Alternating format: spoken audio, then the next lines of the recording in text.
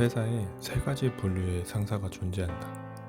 특히 커피를 얻어먹을 때면 명확히 구분된다. 스타벅스를 사는 과장님, 저가 커피를 사는 차장님, 커피를 사지 않는 이사님. 고작 커피 한 잔을 얻어먹는 것 뿐인데 얻어먹는 주제에 내가 뭘 하고 그 사람을 판단하게 된다.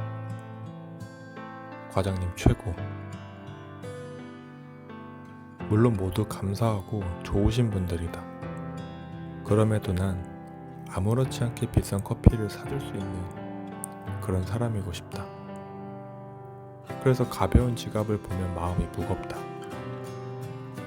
직장 동료들과 커피를 마시러 갈 때면 스타벅스를 쓱 한번 보고 그 옆집으로 들어간다. 돈도 돈이지만 아직 나의 그릇이 그 정도인 것 같다. 때로는, 아니 꽤 높은 빈도로 돈이란 놈이 나를 나답게 살지 못하게 한다. 안녕하세요 여러분, 유다움입니다.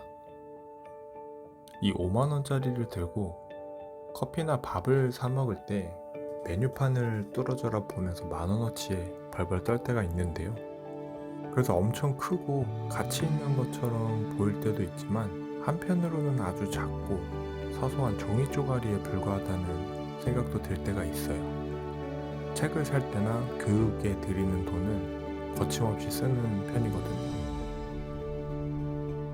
이번 영상은 용돈 15만원을 어떻게 관리하는지, 즉 돈에 대한 이야기를 해보려고 합니다. 새해를 시작하는 1월의 마지막 날은 회사에서 작년 한 해 고생했다고 인센티브를 주는 날인데요. 덕분에 통장 든든하게 한 해를 시작합니다.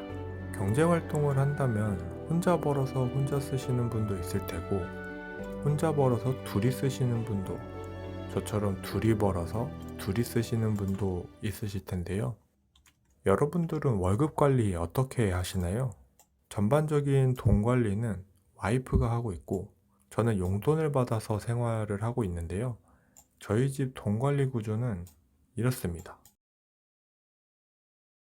제 월급은 연봉의 14분의 1로 받고 있는데요. 12개월치 월급이랑 2개월치 상여금이 연봉에 포함되어 있습니다. 그리고 별도의 연 1회로 인센티브가 지급되는 구조입니다. 그렇게 회사로부터 매달 25일이 되면 저도 그렇고 와이프도 그렇고 월급을 받게 되는데요. 저는 가장 먼저 집 대출금을 갚습니다.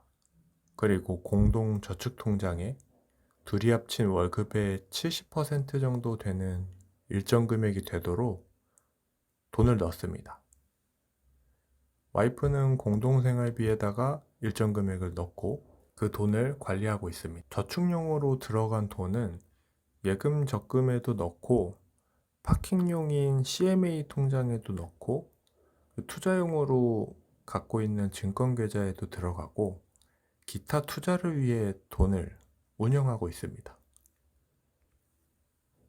그리고 공동생활비는 생활비, 경조사, 공과금, 유동지출 등 둘이 쓰는 모든 비용을 관리하고 있어요. 그리고 남은 돈으로 저와 와이프 각각 용돈을 받아 생활하고 있는데요. 이번 영상은 제가 개인 용돈을 나다운 소비 습관을 위해 어떻게 사용하는지 공유해볼까 합니다. 돈 관리를 그냥 습관적으로 하는 것도 나쁘지는 않지만 돈 관리를 왜 해야 되는지 나름대로의 이유가 있으면 더 좋겠죠. 저 같은 경우에는 어렸을 때부터 일정 금액을 비축해두는 습관이 있었어요. 지금 와서 생각해보면 돈 때문에 구질구질한 상황이 생기지 않길 바랐던 것 같아요. 그리고 가계부를 본격적으로 쓴 지 한 4년 정도가 됐는데요. 절약을 기반으로 기록을 하다 보니까 점점 저에게 꼭 필요한 소비를 하게 되더라고요. 그리고 제일 중요한 이유 중 하나는 돈을 통제할 수 있다는 사실에 자신감도 생기고 돈에 대한 걱정으로부터 조금은 자유로워졌습니다. 이런 이유에서 아직까지 가계부를 통해 관리를 하고 있고 앞으로도 계속 해나갈 예정인데요. 저는 받은 용돈을 2개의 통장을 가지고 관리하고 있습니다. 첫 번째는 최소 생활비 통장입니다. 국민은행 나라사랑 체크카드를 쓰고 있는데요. 제 상황에서는 일정 금액 이상을 쓰면 교통비 할인율이 제일 커서 이 카드를 쓰고 있습니다. 그래서 이 통장은 생활하는데 불가피하게 지출해야 하는 돈을 사용하는 통장이고 최소 금액으로 세팅을 하는 것이 주 목적입니다. 그래서 교통비, 통신비와 같은 고정비, 그리고 식대나 기타 생활비 등에 사용을 합니다. 두 번째는 나다운 소비 통장인데요. 쉽게 말하면 비상금 통장입니다. 이 통장은 용돈의 일부를 매달 파킹하고 추가 수입도 이 통장에 비축해 둡니다. 그리고 제가 꼭 사고 싶은 것이나 배우고 싶은 것들이 있으면 이 통장에서 사용을 하고 사회생활을 하면서 피할 순 있지만 관계를 위해 어쩔 수 없이 써야 되는 돈을 이 통장에서 사용합니다. 이렇게 통장의 용도를 구분해 놓고 구글 시트에 가계부를 기록하고 있는데요. 컴퓨터나 모바일로도 공유와 입력이 간편해서 지금까지 이렇게 기록을 해오고 있습니다. 매 월말이 되면 지난달 25일부터 이번 달 24일까지의 카드 사용 내역을 다운받고 출금에 대한 내역만 가계부에 입력을 해줍니다. 다운받은 사용 내역을 조금 정리해서 제가 만들어 놓은 구글 시트에 복붙을 해놓고 미리 정해둔 카테고리에 맞게 사용 내역을 수정해 줍니다. 다시 한번 정리해보면 생활비 통장은 최소 금액으로 세팅하기 위해서 4가지 단계를 거치게 되는데요. 첫 번째는 지출을 정리합니다. 두 번째는 지출 내역을 나만의 카테고리로 분류합니다. 그리고 세 번째는 이게 핵심인데 고정비를 최소로 줄여야 됩니다. 그리고 마지막은 매달 확인하면서 생활하는 데 불필요한 지출을 계속해서 줄여 나가는 겁니다. 나를 위한 소비 통장도 같은 방법으로 정리를 하는데요. 다만 일상적이지 않은 유동 지출을 하기 때문에 어떤 것을 소비했는지 비곡한에 구체적으로 기록을 해두고 있습니다. 그래야 소비 패턴을 파악할 수가 있기 때문이에요. 이 통장은 매달 들여다보면서 충동적으로 소비한 것이 없는지 정말 나에게 필요한 것이었는지 분석할 필요가 있습니다. 한 달 뒤에 보기 때문에 이성적으로 판단이 가능하더라고요. 그리고 나서 일정 수준의 금액 이상이 되도록 유지를 해줍니다.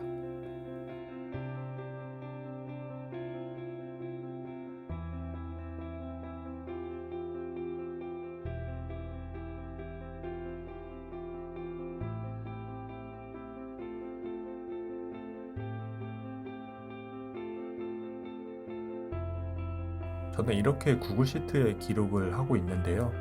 월급에서 식대가 공제돼서 나오기 때문에 이렇게 구분을 해서 적어두고 저축에 들어가는 돈, 대출금에 들어가는 돈, 그리고 개인 보험으로 나가는 돈,